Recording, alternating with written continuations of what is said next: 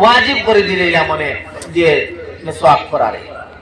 এর কারণে বেশি করে দাঁত যত মানজিবা মেজাজ যত সাফ হইব, ব্রেইন যত পরিষ্কার হইব, ব্রেইনের মধ্যে মানে চিন্তা বেশি করে করতে পারবা, দাঁত যত পরিষ্কার হইব, দাঁতর লগে মেজাজের সম্পর্ক আছে গিয়ালে। এর কারণে বেশি বেশি করে নবীজি তাকিদ দিছেন দাঁত মিসওয়াক করবার লোকে গিয়ালে। পরিষ্কার পরিচ্ছন্ন থাকতা, দাঁত মিসওয়াক করতা, কাপড় পরিষ্কার রাখতা, মানুষের লোকে যখন কথাবার্তা কইবা খুব নম্র হইয়া কইবা। যত নরম হইবা আল্লাহ তোমার অত উপরে তুলে দিবা। যত তুমি ভদ্র হইবাই আল্লাহ তোমার সুগন্ধি চতুর্দিকে ওলা ছিটাইয়া দিবা। তুমি যত অভদ্র হইবাই আস্তে আস্তে তোমার সম্পত্তি তোমার পরিস্থিতি আস্তে আস্তে আটি যাইব। মানুষের লগে কথাবার্তা কইলে মানুষে তোমার মাত্রে বালা পাইতা নাই, মানুষে তোমার লগে বুড়া ব্যবহার করবা, মানুষে তোমার লগে খারাপ আচরণ করবা। মায়ার মানুষ যে বহু দূরে যাইব কিয়া। যে মানুষের লগে কোনো নেকি করবাই, কোনো মানুষের ফায়দা করবাই, বিনিময়ে কোনোদিন চাইও না। আমরা যত মানুষের নেকি করি অত মানুষে আমরা বিপদের সময় আরো আমরা ফিরিয়েও চাই না। হাসানানি এলা বহুত মানুষ শোনানি তার বিপদের সময় কত নেকি করছো, কত তা করছো, কিন্তু তোমার বিপদের সময় ফিরিয়েও চাইছে নাকি। কারণ কিতা? কারণ হইল যে কাম করো এই কাম আল্লাহর ওয়াস্তে করা লাগবে। এই কাম যদি দুনিয়ার কোনো উদ্দেশ্যে রাখিলাও তে কিতা হইব?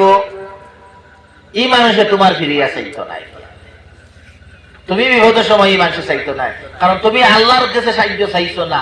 না চাইয়া মনে মনে কইছো মানুষটা বিপদ করে গেছে আমি সাহায্য করি, কয়টা পারি না আমি তো একদিন বিপদ করবো। আল্লাহ তো তার উপরে সাহায্য গেছলাই গিয়া এ তোমারে চাইতো না। কিন্তু এর বাদেও আল্লাহ রহমান, আল্লাহ রাহিম, আল্লাহর জাত দয়া করইন, আল্লাহ মায়া করইন, তবুও তো তুমি একটা বাল্লা কাম করছো। যারে সাহায্য করছো না ও মানে আইয়া তোমারে সাহায্য করবো। তোমার কাম হইয়া থাকলো এক মানুষের নেকি করছো, 1 টাকা দেও আর 1 লাখ টাকা দেও আর জান দিও মাল দিয়াও সাহায্য করছো, বিনিময়ে কিচ্ছু চাইও না, কোনদিন বিনিময়ে চাইও না। দরকার নাই তাই আমার সাহায্য করার, আমারে সাহায্য করবা আমার আল্লাহ। ও খারাদি খরাইবা ইকান একমাত্র আল্লাহ জানে। এই কথাখান বিশ্বাস রাখবা যে দিনের মধ্যে যেটা করই না কেন, কুটুমরে ও কুয়া, বইনদের দেখুয়া, বাইরে দেখুয়া, চাচার গরো ভাই, ময়ূর গরো ভাই, যারে যে নমুনায় সাহায্য করবা তার কাছ থেকে কোনোদিন বিনিময়ে এই কুটুম হিসাবে সাহায্য করবা না। এই মালা কামটা আপনি করছেন আপনার মালিকের উদ্দেশ্য করবা, অন্য কোনো উদ্দেশ্য করবা না। এই মালিকের উদ্দেশ্য যদি করোই আল্লাহ আপনার দুনিয়াতেও দিবা আখিরাতেও দিবা। দুনিয়া এরা দিয়ে সাহায্য করাইবা, আরো 10 দিন দিয়ে সাহায্য করাইবা। নতুবা সাহায্য করছেন দুনিয়াত পাইবা, হয়তো দুনিয়াত শেষ হয়ে যাব গিয়া আখিরাতের লোকে কিচ্ছু রইতো নাই। এর কারণে যে মানুষ সাহায্য করবা মানুষ উপরে দিয়ে উঠে তলে দিয়ে না গেলে সোজা উপাইয়া উপরে দিয়ে ভাল মারতে পারতে না, তলে দিয়ে ঝুঁকি দেওয়া লাগে, ঝুঁকি দেওয়া লাগে না। ওলা উন্দর হইলে উপরে দিয়ে ভাল মারতে পারবা না। ওলা নতওয়া লাগে, কার কাছে নত ওইটা? হাসান লগর আল্লাহর কাছে নত হইজিটা কি আল্লাহ ওবাই থেকে আল্লাহর কাছে যত নত হইবা আল্লাহ তোমার এত উপরে দিয়ে তুলিয়া দিবা। মন আর দিল ওখান লাগাইয়া আল্লাহর কাছে রুকু করতায়, আল্লাহরে সজদা করতায়। যখন আল্লাহরে রুকু করবা, আল্লাহরে সজদা করবায়, দেখবা তোমারে তোমার পরিবারও শান্তি আই দিবা।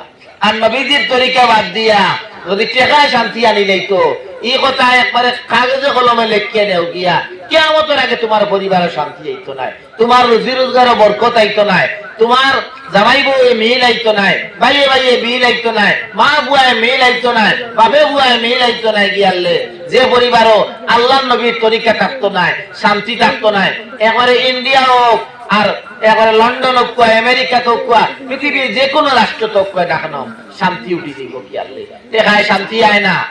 বড় বড় রাষ্ট্র যেটা আছে ক্রাইম রেট বাড়ি গেছে, ডিভোর্স রেট বাড়ি গেছে, এটা বহু নমুনার খারাপ বস্তু। মানুষ এটা করে সুইসাইড করে মরে, কোনো রাস্তা পান না। কি আল্লাহ এখনো আমরা শান্তি রাখছে। আবু আল্লাহ নবীর আদর্শ ও মানুষে ওয়াজ নসিহত করইন, কিছু মানুষ এখন ওয়াজ বেশি হয়ে যায়, এটা হইলে বেশি আকল ধরে দিয়েছে, বেশি আকল ধরে দিয়েছে। এক রাস্তা ভাই ওয়াজ এবার সময় 10 টাকা দেখা যায় রাইট খেয়ে খেয়ে খেয়ে প্যান্ডেল বানাই, আস্তা রাইট খেয়ে গেলাই টাকা টাকা তুলিয়া ওয়াজ আর কতখান হয়ে যায় গিয়ালে। ইনো তো ওয়াজ বাদনি আলিম কল আইতরা বালা মাত কথা মাতিতরা ও তো সুন্দর মাত কথা ওর জানি আউরি তো কুচ্ছু গচ্ছ পড়াবন না আল্লাহর কোরআনটাকে হুনাইতরা মানুষরে ও দিল যে শয়তান হামাই গেছে গিয়ালে ও বালা মাতিতা হিজেন না গিয়ালে বালা মাতিতা হিজেন না গিয়া কারণ তার আর যে শয়তানামি কারবারটা ওয়াজ তো ইয়া খেড়ির বিরুদ্ধে একদিন মাত্র না যে খেড়ি যত বড় বাড়ি গেছে আর গানের মজলিস বাড়ি গেছে গিয়ালে এটার বিরুদ্ধে মাত্র না ওয়াজের বিরুদ্ধে মাত শুরু করে দিব গিয়ালে এর কারণে যত ওয়াজের মজলিস বেশি হইব কোরআন হাদিসের আলোচনা হইব আল্লাহর রহমত নাজিল হইব আল্লাহর বরকত নাজিল হইব আলিম উলামা হল জমিনে আইবা এরা কোরআন হাদিসে বুঝাইবা এই জায়গাত আল্লাহর বালা মুসিবতে আল্লাহ হরাই দিলিবা এই এলাকার মধ্যেকার কত আলিম হল হাইস্কুল মজলিসও আইবা জানি আইয়া এই এলাকার মুর্দাগানের লগে দোয়া করবা নানি তো সকল এবাদতর মগজ হইয়া থাকলো দোয়া করা হইয়া থাকলো তো আমরা দোয়া করতাম